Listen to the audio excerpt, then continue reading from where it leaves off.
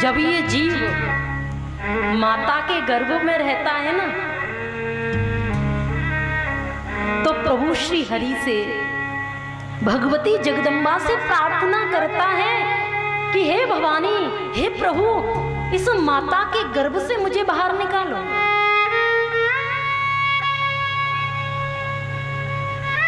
प्रभु श्री हरि कहते हैं, बेटा इस गर्भ से बाहर तो निकाल दूं, लेकिन जैसे ही संसार की माया की हवा लगेगी तो तू सर्वप्रथम मेरा विस्मरण कर देगा।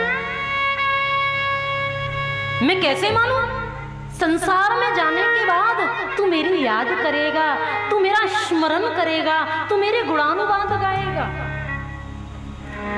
तो माता हो, बंधुओं, माता के गर्भ से बाहर आने पर अगर हमारी कोई गवाही लेता है तो वो है जल देवता, वरुण देवता।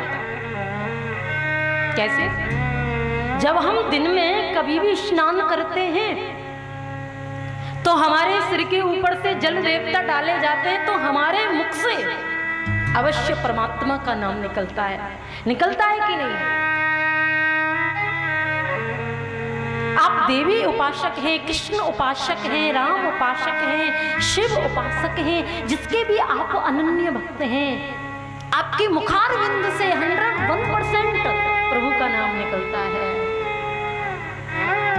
तो मैं निवेदन कर रही थी, 3 कृपाएं माता की होती हैं। जब आप तीर्थ यात्रा कर रहे हैं तो आपके मुख से अवश्य ही चिंतन चल रहा है, यात्रा कर रहे हैं, चिंतन चल रहा है अपने आराध्य का, चिंतन चल रहा है अपने इष्ट का। हे भवानी, हे जगत जननी, ना कोई तपस्या का बल है, ना कोई साधना का बल, ना कोई मैं स्वाध्याय जानता, जैसा भी हूं आपका हूं। ये होती है जगत जननी की कृपा महाराज।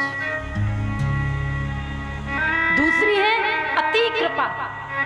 कैसे समझें? जीवन में अति हरि कृपा बरस रही है। घर में बैठकर के आप कार्य कर रहे हैं संसार के, बिजनेस में किसी भी प्रकार का कोई घाटा नहीं आ जाए। जो भी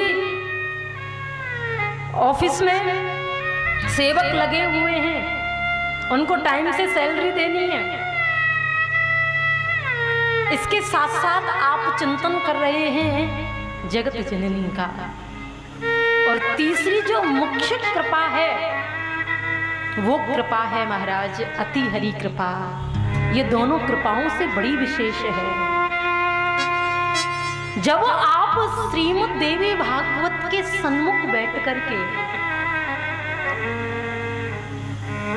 और देवी भागवत के कथा श्रवण पान करने का सौभाग्य प्राप्त हो रहा हो तो आप ये समझिए हमारे जीवन में जगदम्बा भवानी भगवती की अति हरि कृपा बरस रही है।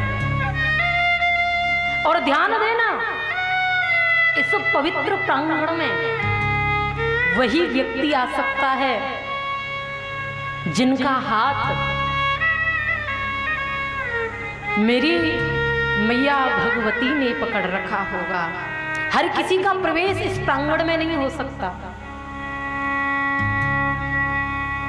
क्योंकि सुत, दारा और लक्ष्मी पापी के भी हुए। यहां तो वही आएगा जिस पर देवी भगवती कृपा करेंगी। एक बार भाव से प्रेम से कहिए ना, राधे राधे। दोनों हाथों को उठा करके प्रेम से कहिए राधे राधे।